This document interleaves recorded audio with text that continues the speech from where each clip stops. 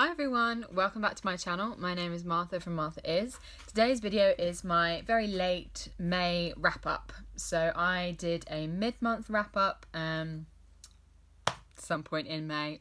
It's now June and today is going to be the second part of my May wrap up. So I would normally do literally just the books I read in the second half of May for the kind of May wrap up, but today, much like my mid-month May wrap-up, how many times are we going to say May wrap-up? Basically, thanks to a little fundraising project I did called Pages for Periods, I read 38 books in May. Neither of us, I mean that makes it sound like there's only one person watching that video, maybe there isn't any. None of us have the time to be ploughing through all 38 books that I read in May. So in my mid-month wrap-up, I gave a selection of some of the ones that I read, and that's what I'm going to do for this one as well. It's another selection. So what I'm mainly going to talk to you about is the graphic novels that I read, because part of the reason why I read so many was because we did a 3-day readathon over the first bank holiday weekend, and I committed inexplicably to read 26 books in 3 days. And the only way that was possible was by reading graphic novels and children's books. So I read a lot of graphic novels in May. So here we have some delightful ones that I read. So the first one I'm going to talk to you about is Threadbare Clothes, Sex and Trafficking by Anne Elizabeth Moore. And it's actually, so it's a comics report from the Lady Drawers and Anne Elizabeth Moore. So there's multiple people who contribute to this. So this is a non-fiction set of comics about the garment industry and how the garment industry is linked to the sex industry and how it's linked to trafficking. Basically, the title, that is what it's about. So it's a set of, sort of kind of comics, and it has like facts about, so it looks at different places in the world and how they relate to these industries, and it is really interesting. I'm clearly going to have to reread it because, pretty much everything I read during that readathon, I might as well read again if I'm interested in it, because it was all just a complete blur of hours and hours. But it is really interesting. It talks about, because I think we talk about sex trafficking, but we don't really talk about the garment industry. And the garment industry results in the death and injury and poor working conditions of so many women around the world. And it might not only be women, but it's disproportionately women. And so it's not great. So I think, so one thing that has stuck in my mind is where we got this comic here that talks about the wages. So Mexican garment workers are paid 67% of a living wage, the closest any nation comes to paying a living wage in terms of garment workers, I'm presuming. In Bangladesh, workers are only paid 14% of a living wage in an economy that pulled in $19 billion of its $116 billion GDP in 2013. So it talks about Cambodia, where it's 19%, Vietnam, where it's 29%, China, where it's 36%. And I remember reading this and just thinking, number one, like, what this collection really showed me is the global nature of the garment industry. So I think the few times that I've seen it reported on or talked about, it's usually in countries like Bangladesh or Vietnam. But here you've got Haiti and Mexico and Guatemala, and actually, that's something that I had not seen anything about. So that was something that really hit home to me. But then just the extent of it, the fact that Mexico paying 67% of a living wage, so a wage to be able to live on, Mexico paying 67% is the best. So that's crap. That is crap, basically. So if you have any interest in the garment industry and learning more about it and learning how it's linked to trafficking, and there's some other stuff in here about the role of INGOs, which I found really interesting, and how like INGO, so when I say INGOs, it's international non-government organisations, where they will quite often, I suppose, sort of rescue women from sex work and sex trafficking, but then put them, like, give them jobs. But the jobs are basically in the garment industry, and they don't necessarily have much more freedom than they had before, even though they're being employed by these INGOs in the garment industry. So it's all a bit dodgy, bit white saviour. So yeah, this was very, very interesting. Clearly I need to read it more than once. The next one I'm going to talk about is Kindred by Octavia Butler. So I had already read Kindred, the novel. So this is an adaptation of a novel, and I thought Kindred as a story is absolutely fantastic. And I bought the graphic novel a while ago because I was really interested to see how it would be done in illustrations. And it is so brilliant. It really captures the vibe of the novel, you know, the kind of the violence and the brutality of it, and the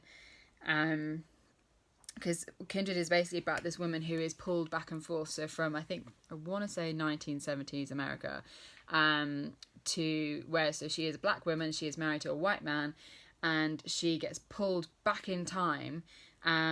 She has no control over this, she doesn't know when it's going to happen, why it's going to happen, and arrives in the antebellum South, back during slavery. So she is a black woman in the 1970s who's pulled back into the situation, which, you know, a context of slavery. So she is suddenly viewed as a slave, and it's, you know, so much more dangerous and harrowing place for her to be, and she has no control of it and just gets pulled back there, and she doesn't know when she's going to get thrown back, and it happens like multiple times.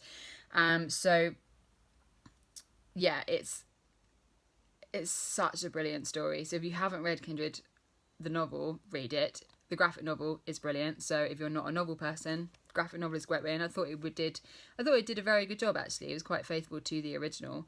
Yeah, so very, very good.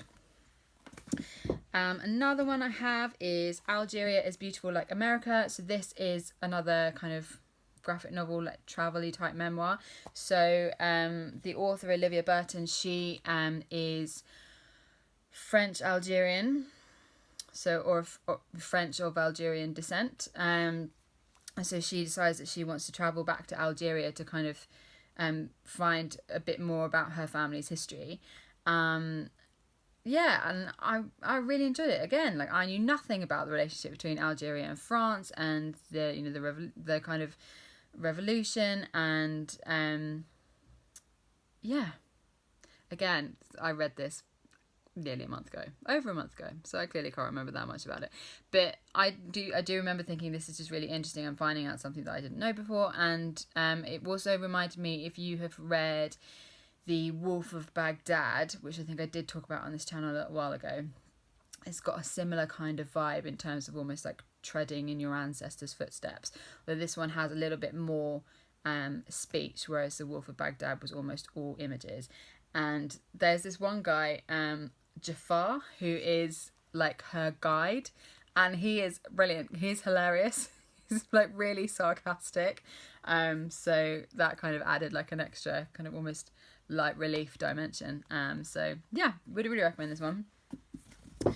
Then we have Frank's Diary, a graphic adaptation, so another adaptation of a non-graphic novel into a graphic novel. So I read Anne Frank's Diary, I think, when I was younger, like in school. Tried to reread it last year and just couldn't really get on with it. And so I think my husband actually bought this. It's really good, guys. Like, again, as an adaptation, it's really, really good. Given that I did find it really difficult to get into to read the actual diary as an adult, I think because it is a teenager's diary, like, I do not at all want to diminish how what an incredible, important piece of history it is, and what a harrowing, horrific situation she was in. I don't want to diminish any of that when I say that I couldn't get into it. The reality is, it is also a teenager's diary, and I just couldn't get into it at all. So I stopped reading it. But this, I thought, really brought to life how funny she was, like her personality, and as well as the the almost absurdities of the situation that she was in. And again, I'm not trying to diminish how horrifying it was, but I suppose if you've suddenly gone from living your life being free to being in this annex, the details of that are kind of absurd. And so I thought this really brought to life the humour, the sarcasm, the absurdity, but also the gravitas and the horror of it and the emotion of it. So I thought it was absolutely brilliant. I really liked the art, the style of artwork. So I'd really, really recommend this. This is very, very good. Then we have Illegal by Owen Colfer and Andrew Donkin, which is a fictional story about a young boy from... I can't remember which country. It's in Africa, but I can't remember which country he's from. But he basically travels across the desert in order to be able to get a boat to get to Europe to be able to find his sister. So it's him and his brother. So it's Ebo and his older brother. And it made me cry. It's very, very good. It's very emotional and really just taking the whole idea of what a lot of the rhetoric around immigration has produced, which is that the idea that a human being can be illegal. So that it takes that concept and really just lays it out when you have these two young boys who are just trying to find their sister and everything they have to go through in order to try and find their sister. And it's horrifying. It's so horrifying. It's so upsetting. And because, obviously this is fiction, but it's not, because we've all seen all of the news reports and all of the pictures and the horror of all of these people who are crossing the Mediterranean and how unsafe it is and how many people die and what happens to them along the way. And so this is, it's horrible. But it sounds weird for me to say this, I would recommend this. Like, it's very well done. It's horrifying, but one of those things that's horrifying in what it doesn't do and what it doesn't say, like what it leaves for you to infer and realise. And it's very, very good. I would really recommend that. I mean, I would also caveat that these are all white men, to my knowledge, so it is going to be overlaid, I suppose, with a certain element of kind of white saviour and their view of the experience. It's not lived experience, so that would just be the caveat that I would say. And then the final one is not really a graphic novel, but this one is Stories of South Asian Supergirls. I flipping love this. I gave it 5 stars. This is basically, if you like any of the books, like Goodnight Stories for Rebel Girls, the Little Leaders series, other ones, Young, Gifted and Black, which I recommended in one of my last videos. This is so it's basically aimed at children, and you get an illustration of a person and then a little biography. And so this is focusing on South Asian women, and it's just so brilliant. So there's ones who, people who you may have heard of, such as Jamila Jamil and Nadia Hussain, Jhumpa Lahiri, all of those kinds of people. And because this is, I should say, it's South Asian and South Asian diaspora, so not necessarily born in South Asia, but also born in, UK, America, Canada, whatever, but of South Asian descent. And it's just, I love it because you find that there are people who you've never heard of, people you have heard of, and then you find out more about them, people you didn't even realise were South. So I didn't realise Nora Jones was of South Asian descent. No idea. And but she's in here. And my favourite one, I think, if I can find it, was Anchal Malhotra. So the reason that I love this one is because Anchal Malhotra is described as a passionate memory collector. So she is a young woman who has basically been collecting stories and memories and talking to people about, in India and Pakistan and the UK, all about partition. So partition was when British rule in India ended and they divided, I think quite arbitrarily, the the whole area into India and what became Pakistan. And I know basically nothing about this, but what I do know is that it caused so many problems that people still experience today, and created so much division and strife in that region. And of course, and the people became refugees overnight. So, and when all of that happens, things get lost, memories get lost, stories get lost, people get lost. And so I love that she is someone who has gone back and tried to unearth that and document that, because documenting it is so important. So she's created a website called the Museum of Material Memory, and she has also written a book about her discovery. So yeah, that one just really, really stayed with me. The idea of being a passionate memory collector, I thought it was absolutely brilliant. But yeah, I really loved this one. I mean, like I said, I absolutely love pretty much all books in that category, but the art is beautiful, the women are amazing, absolutely flipping loved it.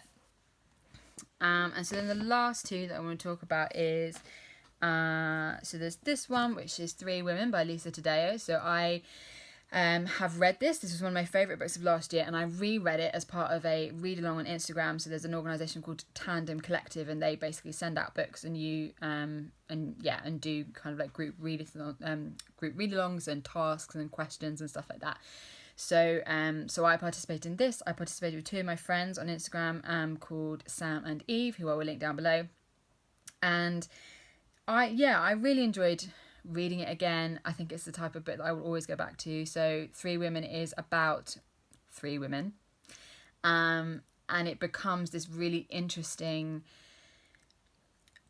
documentation of female sexuality. And when I say that, because that people have talked, there's been a lot of criticism levied at how this book is marketed, because it's this idea of being about female desire and applicable to all women. It's absolutely not. It is three individual white women, I should say. And so it is not therefore applicable to all women. I should make that very clear. What I think is revolutionary about it is that it reads like fiction, but it is non-fiction, and the depth, because the author basically spent years working with these three women to understand them, understand their stories. And the richness of the stories is incredible, and how it shows the way that female desire is almost dictated by the male gaze, and the double standards that women experience to do with sex and desire, and how that's perceived by other men, how that's perceived by other women. It's a brilliant book. I would highly recommend it. I should say that there is content in here around sexual violence and sexual abuse. So if you find those things difficult, this may not be the book for you. But it's brilliant. So good to know that it's still brilliant second time round. And then the final book that I read was Captain Crowley's Mandolin by Louis de Beignet. So this is something that's been on my TBR for ages. I feel like it's one of those books I just picked up because it's just one of those books you've heard of that you feel like you should have read. And then my friend and co-fundraiser Beck sponsored me to read it for Pages for Periods, so I did. It is a beast. It took me so long to read. And I quite liked it. I think I gave it 3 stars. I really liked the characters. I liked their spirit. I liked the personalities, the warmth. So I really liked the characters. What I didn't like was that so you go through these chapters which were from so many different characters' perspectives, and then you'd also have these interspersed with either characters or just about the politics of. So this is all about the Italian occupation of Greece in World War II, and there's a couple of chapters which are from the perspective of Mussolini, and there's ones from a senior military person or prime minister in Greece, in Italy, and stuff like that. And it's just, and those I found so difficult to get through. There was basically just all these kind of extra chapters that really detracted from the story. So I think if we hadn't had those, it would have been a bit shorter, and I think I would have like really enjoyed it more and really been able to properly get into it. Whereas as it was, it took me a very long time to read and it was kind of a bit up and down. But yeah, so I gave it 3 stars. I'm not sure if I would say I'd recommend it, but I don't know. I'm glad I read it. That is the main thing. That is it. So yes, like I said, there are other books that I read in May, but I'm not gonna bore you with all of them, so we'll move on from there. Let me know if you read any of these and what you thought. And yeah, if you like this video, please give me a thumbs up, please subscribe to my channel, and I will see you again soon for another video. Bye.